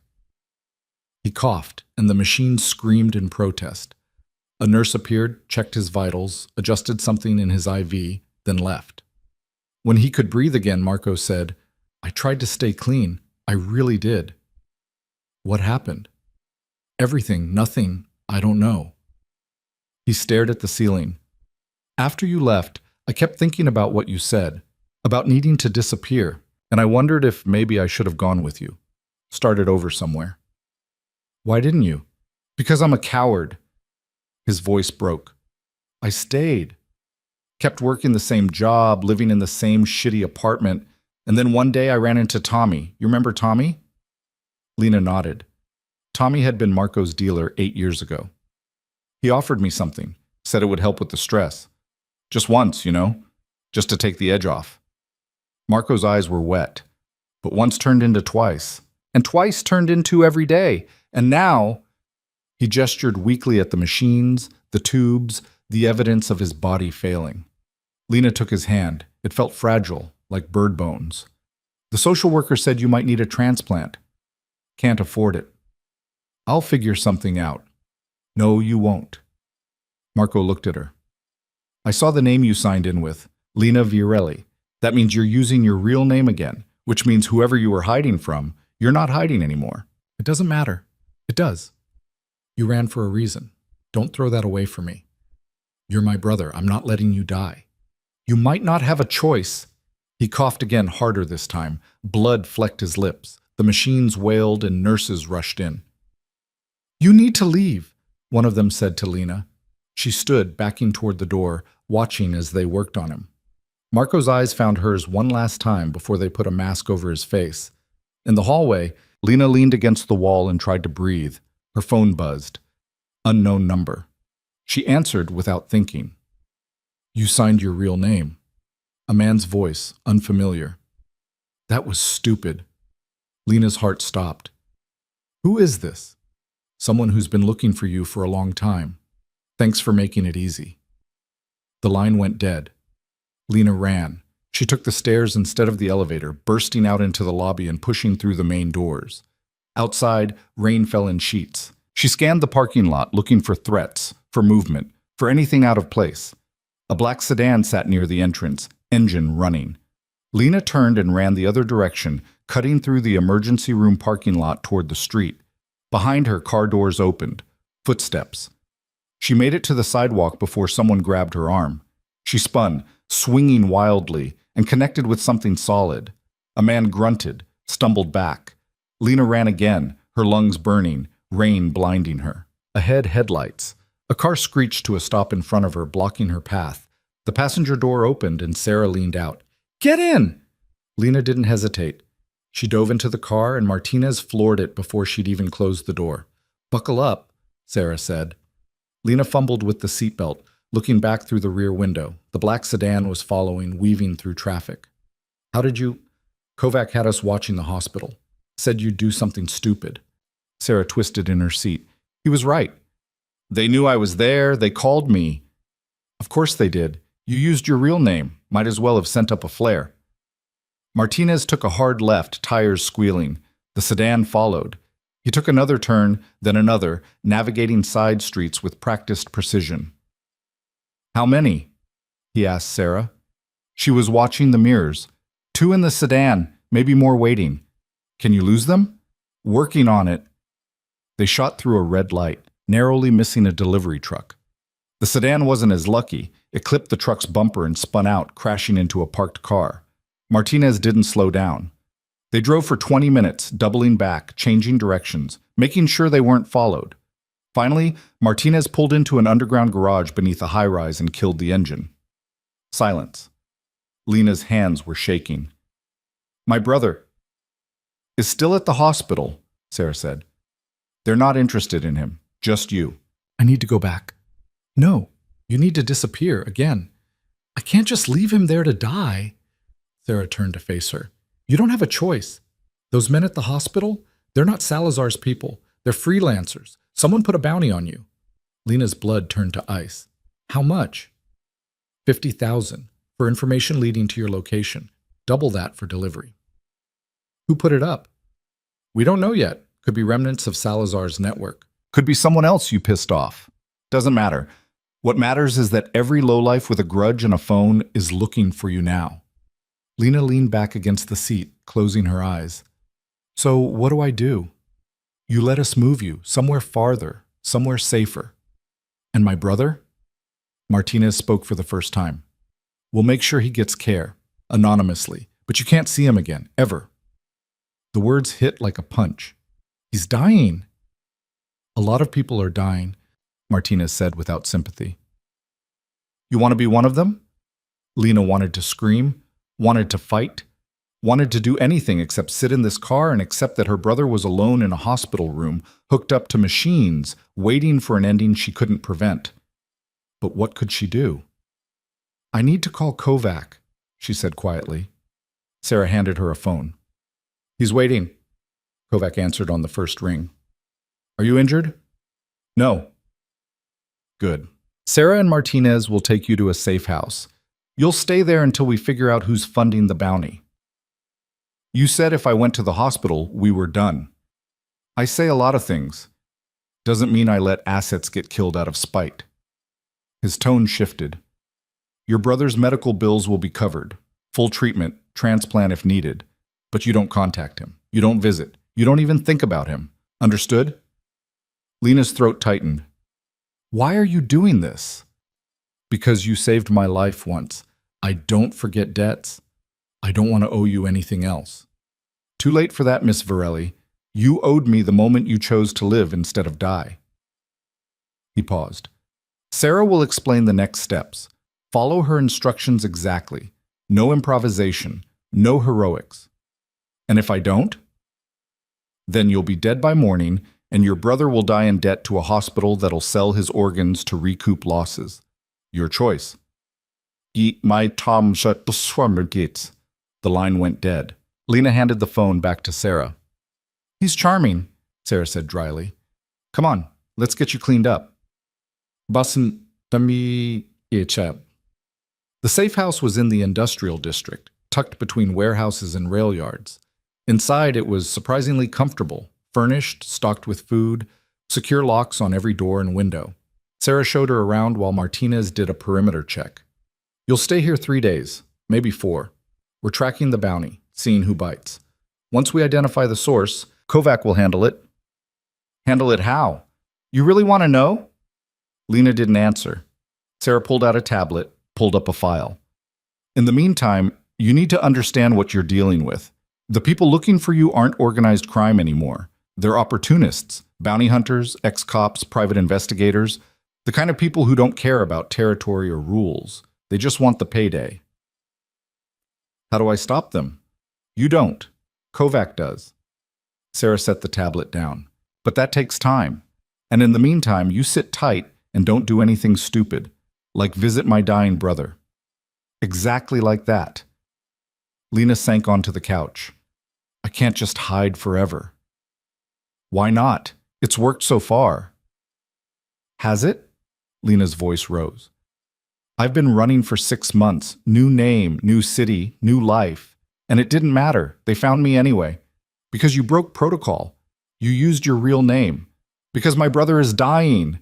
And now you've put a target on both of you. Sarah's voice was hard. You want to help him? Stay alive. That's the only thing that keeps him safe. Lena wanted to argue. Wanted to say that staying alive wasn't enough. That hiding wasn't the same as living. That being Claire Morrison in Portland or Jane Doe in some other city wouldn't change the fact that she was trapped. But Sarah was already walking toward the door. Martinez is outside. I'll be back tomorrow with updates. Don't leave. Don't call anyone. Don't even look out the windows too long. Then she was gone, and Lena was alone again. She spent the first night pacing, the second night staring at the ceiling. By the third night, she'd stopped counting hours and just existed in the space between fear and exhaustion. Sarah returned on the 4th day with news. We found the source of the bounty. Lena sat up. Who? Woman named Elena Cross. She was Salazar's accountant, managed his finances, kept the books clean. When he disappeared, she tried to take over the operation. Didn't work. Kovac's people squeezed her out, and she's been looking for leverage ever since. Why me? Because you're the reason Salazar's dead. At least, that's how she sees it. Sarah pulled up a photo on her tablet. She put up the bounty 2 months ago. Took this long for someone to get a solid lead. The photo showed a woman in her 50s, blonde hair, expensive suit. She looked like someone's aunt, not a criminal. What happens to her, Lena asked. Kovac's handling it. That's not an answer. Sarah met her eyes. It's the only answer you're getting. That night, Lena's burner phone rang. Kovac. It's done. The bounty's been retracted. Elena Cross won't be a problem. Lena's stomach twisted. Is she dead? She's no longer a threat. That's all you need to know. How many people have died because of me? None. People have died because they made choices. Cross chose to put a bounty on you. Salazar chose to poison my table. The men at the hospital chose to chase you. His voice was firm. You didn't pull any triggers, Miss Varelli. Stop acting like you did. I still feel responsible. That's called being human. You'll get over it. She almost laughed. Will I? Probably not, but you'll learn to live with it. We all do. Silence stretched between them. Your brother had surgery yesterday, Kovac said. Transplant. Donor liver. He's stable. Lena's breath caught. He's alive? For now, recovery will take months, but the doctors say his chances are good. Can I see him? No. Kovac. No, the bounty's gone, but you're still exposed. Give it time. 6 months, maybe a year. Then we'll see. A year? Or you can visit him now and get him killed when the next opportunist comes looking. Your choice. Lena closed her eyes. I hate you? Noted. Sarah will move you tomorrow. New city, new name, same rules. Where? Somewhere you'll hate less than Portland. He hung up. Lena sat in the dark safe house, holding the phone, feeling the weight of everything pressing down.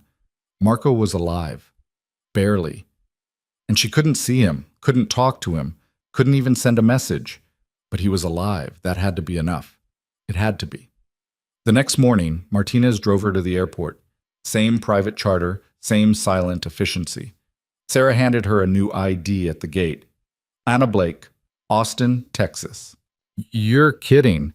Kovac thought you'd like the heat, change of pace. I don't like heat. Then think of it as punishment for being stupid. Sarah almost smiled. Job's waiting for you. Coffee shop. Owner's one of ours. Keep your head down. Don't make friends. Check in once a week. Same as before. Same as always. Lena boarded the plane, found her seat, and watched Portland disappear beneath clouds. Austin. New name. New job. New cage. But Marco was alive. And maybe, just maybe, that was enough to keep going. Austin was everything Portland wasn't. Hot, loud, crowded with people who smiled too much and talked to strangers like they'd known them for years. The coffee shop where Lena worked, where Anna Blake worked, sat on South Congress, wedged between a vintage clothing store and a taco truck that never seemed to close. The owner's name was Gloria, a woman in her 50s with gray braids and a voice that could cut through the espresso machines screaming. She'd hired Anna without asking for references, just handed her an apron and said, "You know how to make a latte?" "I can learn." "Good enough." That had been 4 months ago. 4 months of waking up in a studio apartment that smelled like someone else's cooking. 4 months of pulling espresso shots and wiping down tables. 4 months of being Anna Blake and trying to forget she'd ever been anyone else. It almost worked. The weekly check-ins with Kovac had become routine. She'd call the number, report that everything was fine, and he'd tell her to stay put. Sometimes Sarah would be on the line instead, giving updates Lena hadn't asked for. Marco's recovery was slow but steady. He'd been moved to a rehabilitation facility, was doing physical therapy, had gained back some weight. The bills were being paid. No questions asked. Lena wanted to feel grateful, wanted to accept that Kovac had kept his word, had saved her brother's life, had given her a chance to breathe. But gratitude felt too much like surrender. On a Tuesday, in late March, a man walked into the coffee shop just before closing. Lena was wiping down the counter, mentally counting the minutes until she could lock up and go home. He ordered black coffee and sat by the window, laptop open, but screen dark. Something about him made Lena's instincts scream. Not threatening exactly, just wrong, out of place. She brought him the coffee, set it down without meeting his eyes. "Thanks, Anna." She froze. Nobody here knew her name except Gloria, and Gloria had left an hour ago. The man looked up, and Lena's stomach dropped. It was Ben. He looked different. Thinner, tired around the eyes, wearing a jacket she'd never seen. But it was definitely him. "What are you doing here?" The words came out harsher than she intended. "Looking for you." His voice was quiet. "Can we talk?" "No." "Lena, that's not my name." "I know what your name is, and I know you've been running, and I know you didn't want me to find you." Ben closed his laptop. "But I found you anyway, so please, just 5 minutes." Every instinct told her to walk away, to call Sarah, to run, to protect herself the way she'd been taught. But Ben had driven, 2,000 miles? To find her. And the look on his face wasn't anger or accusation. It was worry. Lena glanced at the door. 5 minutes. That's it. She locked the front door, flipped the sign to closed, and sat down across from him. Ben stared at his coffee for a moment before speaking. "I tried to forget you, tried to convince myself you were just some woman passing through who needed help. But I couldn't." "You should have tried harder." "Probably. But I kept thinking about that night, about how scared you looked, about the way you said goodbye like you knew you'd never see me again." He looked up. And then I started asking questions. Lena's blood went cold. What kind of questions? About who you really were, where you came from, why you disappeared. Ben pulled a folded piece of paper from his jacket. "I found this." He slid it across the table. It was a newspaper clipping. From the city. 6 months old. The headline read, "Restaurateur Adrian Kovac survives alleged assassination attempt." The article was short, details scarce, but it mentioned Pierre's Edge, mentioned a private dinner, mentioned that sources close to the investigation believed someone had warned Kovac about the plot. No names, no photos. But anyone who knew what to look for could connect the dots. How did you find this? Lena asked. I teach history. I know how to research. Ben leaned forward. I'm not stupid, Lena. I know Kovac's reputation. I know what he is. And I'm guessing that night at the restaurant, you saw something, did something, and now you're paying for it. You don't know anything. Then tell me I'm wrong. She wanted to lie, to protect him from the truth, to send him back to Millbrook where he'd be safe. But she was so tired of lying. You're not wrong, she said quietly. I warned him about poison, and he lived. And the person who tried to kill him didn't, and now I'm stuck in this. She gestured vaguely. Mess. New name, new city, every few months. Forever. Ben absorbed this. Does Kovac own you? He thinks he protects me. That's not what I asked. Lena met his eyes. I don't know anymore. Maybe both. You could leave, disappear for real, go somewhere he can't find you. There's nowhere he can't find me. I've tried. Then you stop running. And do what? Ben reached across the table, took her hand. Come back to Millbrook. With me. We'll figure it out together. The offer was so absurd, so impossibly naive, that Lena almost laughed. Ben, you have no idea what you're saying. I know exactly what I'm saying. You don't belong in this life. You're not a criminal. You're not one of them. It doesn't matter what I am. They won't let me go. Who's they? Kovac? His people? Ben's grip tightened. Lena, you saved his life. You don't owe him anything more than that. It's not about owing, it's about... She stopped, searching for words. It's about survival. If I walk away, if I stop playing by their rules, people get hurt. My brother, you, anyone I care about. So you just accept it? Spend the rest of your life hiding? What choice do I have?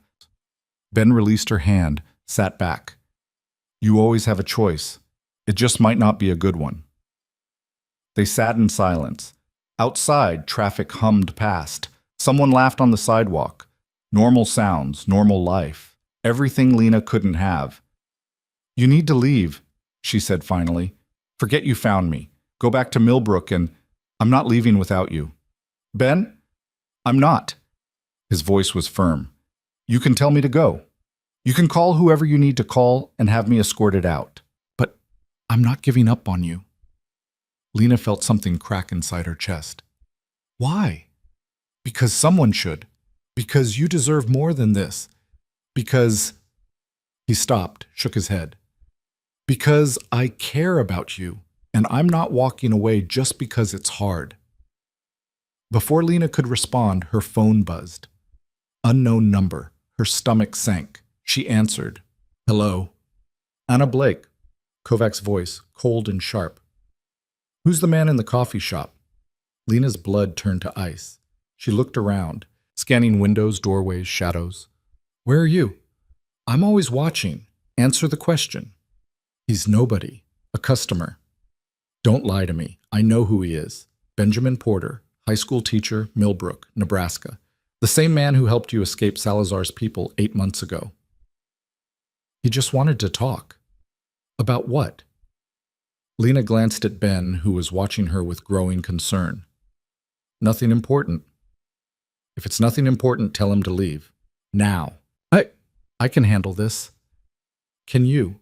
Because from where I'm sitting, it looks like you're about to do something catastrophically stupid. I'm not doing anything. Good. Keep it that way. Tell Mr. Porter thank you for his concern, but you're fine. Then send him home. If he's still in Austin by morning, I'll send someone to convince him more directly. The threat was clear. Don't you dare touch him. Then make sure I don't have to. Kovac's voice softened slightly. I'm trying to keep you alive, Miss Varelli. Work with me. He hung up. Lena set the phone down, hands shaking. What was that, Jenny? Ben asked.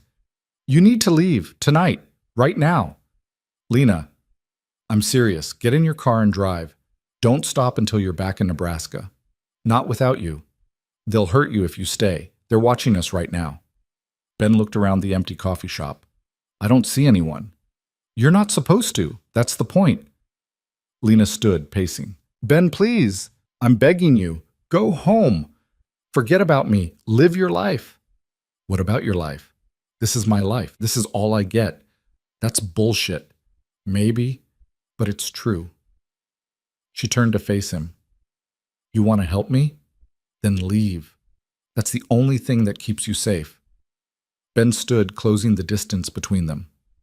What if I don't want to be safe? What if I want to be with you? Then you're an idiot. Probably. He cupped her face in his hands. But I'd rather be an idiot with you than smart and alone. Lena's eyes burned. You don't understand what you're asking for. Then help me understand. She pulled away, putting space between them. I can't, because the moment I do, the moment I let you in, I put you at risk. And I can't. Her voice broke. I can't be responsible for another person getting hurt because of me. You're not responsible for any of this. Yes, I am. I made the choice. I warned Kovac. And everything that's happened since, Salazar's death, the bounty, my brother, you standing here right now, it all traces back to that one decision. A decision to save someone's life. A decision that cost other lives. You think I don't know that? You think I don't lie awake every night counting bodies? Lena's voice rose. 3 men died because Kovac wanted to protect me. Elena Cross is probably dead too. And for what? So I can serve coffee under a fake name and pretend I'm not trapped? Then stop pretending. How? Ben stepped closer again. Come with me, right now. We'll drive to the police, tell them everything. Get you into witness protection. Real protection, not whatever Kovac's selling. I'm not a witness to anything prosecutable. Then we run, for real this time. No phones, no trail, just us. They'll find us. Maybe, but at least we'll be together. Lena wanted to believe him. Wanted to believe there was a version of this story where she and Ben drove off into some theoretical sunset and lived happily ever after. But she'd learned the hard way that wanting didn't change reality. I can't, she whispered. Ben's face fell. Why not? Because I'm not strong enough. Because I'm scared. Because I don't know how to be anyone except who they've made me. She wiped her eyes. You deserve better than that. Better than me. I disagree. Then you're wrong. They stood there, 2 people separated by circumstances neither of them had chosen and neither could escape. Finally, Ben nodded. Okay, I'll go. Relief and heartbreak warred in Lena's chest. Thank you. But I'm not giving up on you. I'm going to find a way to get you out of this. I don't know how yet, but I will. Ben. I will, he said firmly. He pulled a piece of paper from his pocket, wrote something on it, handed it to her. That's my number.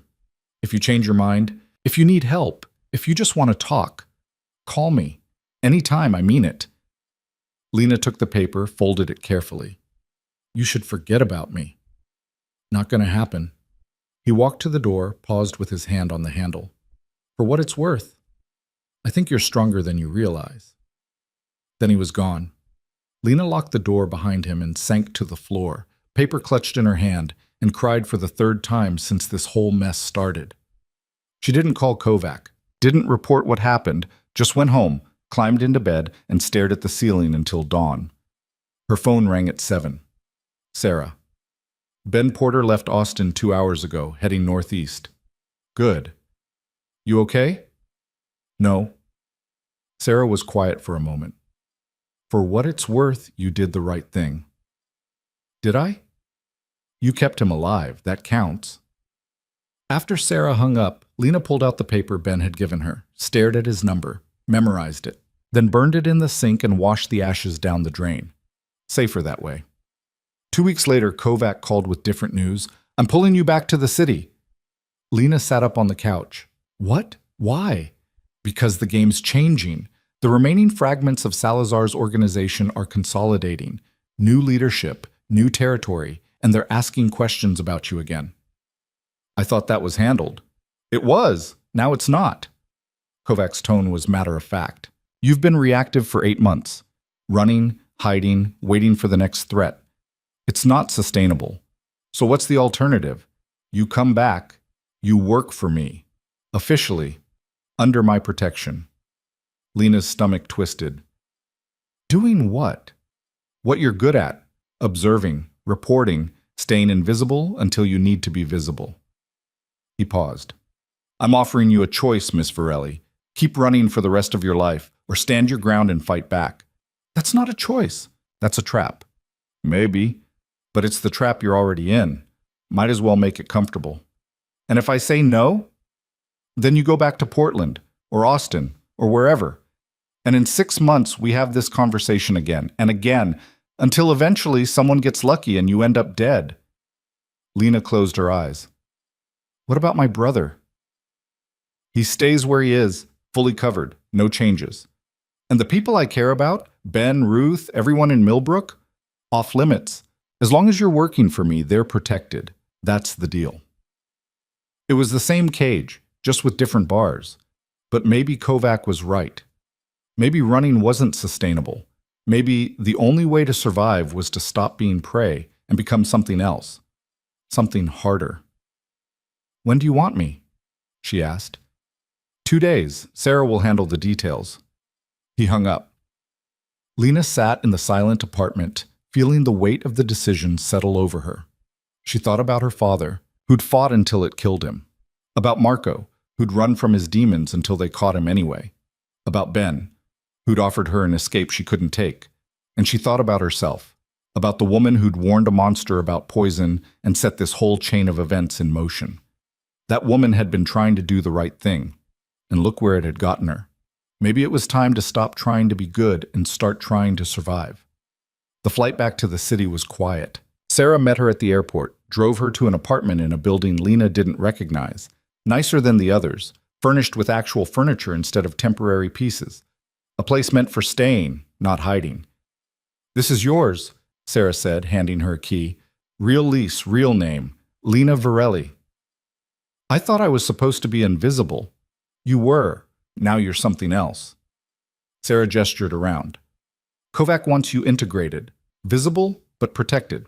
You'll work at one of his legitimate businesses during the day. Run errands, observe, report anything unusual. So I'm a spy. You're an asset. There's a difference. Is there? Sarah almost smiled. You'll figure it out. Lena started the next week. The job was at a construction company Kovac owned, office work mostly. Answering phones, filing paperwork, scheduling meetings. Boring, safe. But she paid attention, watched who came and went, noticed patterns, reported back to Sarah every Friday. Months passed. The work became routine, the fear faded to background noise. Lena learned to navigate Kovac's world without drowning in it. And slowly, reluctantly, she started to feel something like stable. On a Tuesday in October, almost exactly 1 year after that night at Pier's Edge, Kovac called her into his office. She took the elevator to the 23rd floor, walked the familiar hallway, and found him standing by the window like always. Miss Varelli, sit. She sat. Kovac turned to face her. You've done good work this year. Thank you. I'm serious. You've proven yourself reliable, observant, discreet. He moved to his desk, opened a drawer, pulled out an envelope. Which is why I'm offering you something. He slid the envelope across the desk. Lena opened it. Inside were legal documents, a property deed, paid in full. What is this? A house, small, quiet neighborhood, yours. Lena stared at the papers. I don't understand. You've been living in limbo for a year, running, hiding, existing, but not living. I think it's time that changed. Why? Because loyalty deserves reward, because you've earned it, because... He paused. Because you reminded me that some people still act without expecting something in return. That's rare, worth preserving. Lena set the papers down. I didn't do it for a reward. I know. That's why you're getting one. She looked at the deed again. A house. A place that was hers. Not temporary. Not conditional. What's the catch? No catch. You keep working for me. You stay loyal. You live your life. That's it. And my brother? He's been asking about you, wants to see you. I think it's time. Something broke inside Lena's chest. You're serious? I don't joke about family. Kovac pulled out another paper. He's at a halfway house in Queens. Address is there. Visit him. Talk to him. Just don't tell him details about your work. Lena took the paper with shaking hands. Thank you. Don't thank me yet. There's one more thing. Kovac pulled out a phone. Your friend from Millbrook, the teacher, he's been asking around, looking for information about you. Lena's stomach dropped. Is he in danger? No, but he's persistent, annoyingly so. Kovac set the phone down. I'm giving you a choice. Tell him to stop, or let him keep looking. Either way, he's not a threat, just an inconvenience. What happens if I tell him to stop? He stops. Or he doesn't. But at least you tried. And if I don't tell him anything? Then eventually he finds you, and you deal with it then. Lena thought about Ben, about his stubborn kindness, about the way he'd looked at her in that coffee shop and refused to give up. I'll talk to him, she said. Good. Call him tonight. Get it over with. Lena left the office with the envelope clutched in her hand and her mind racing. That night, she stood in her apartment, the temporary one, not the house she hadn't seen yet, and dialed Ben's number from memory. He answered on the second ring. Hello? Ben, it's Lena. Silence. Then, are you okay? Yeah, I'm okay. Where are you? Back in the city. It's complicated. It always is with you. But his voice was gentle. I've been looking for you. I know. You need to stop. Why? Because it's not safe. Because the people I work for don't like attention. Because... She stopped. Because I'm asking you to. Ben was quiet for a long moment. Are you happy? The question caught her off guard. Was she happy? No. But she wasn't miserable either. She was surviving, existing, finding small moments of peace between the fear. Maybe that was enough. I'm alive, she said. That counts for something. It's not the same thing. I know. Lena, I'm sorry, Ben, for dragging you into this, for not being the person you thought I was. Her voice cracked. For not being brave enough to take the chance you offered. You're one of the bravest people I've ever met. I'm really not. You saved a man's life knowing it could get you killed. You protected your brother. You survived things most people can't imagine. That's brave. Lena wiped her eyes. I should let you go. Wait, can I ask you something? Yeah. If things were different, if you weren't in this situation, would you have said yes? To Millbrook? To us? Lena closed her eyes. Yeah, I would have. Then that's enough. Ben, I mean it, knowing that's enough. I'm not going to keep looking. I'm not going to make things harder for you. But I need you to know, if you ever get out, if you ever find a way, I'm here. Always. You should move on. Find someone normal. Probably. But I'm not good at listening to advice. She could hear the smile in his voice. Take care of yourself, Lena. You too. She hung up before she could change her mind. The next day, Sarah drove her to the house. It was in a neighborhood Lena didn't know. Tree-lined streets and small yards and kids riding bikes. Normal. Quiet. The house itself was small but well-maintained. 2 bedrooms, a kitchen with actual counter space, a backyard with a fence. This is really mine? Lena asked. Really yours. Sarah handed her the keys. No strings, no conditions. Just yours. Lena walked through the empty rooms, her footsteps echoing on hardwood floors. She opened closets, checked windows, stood in the backyard, and felt grass under her feet. For the first time in over a year, she felt something like hope. That weekend, she visited Marco.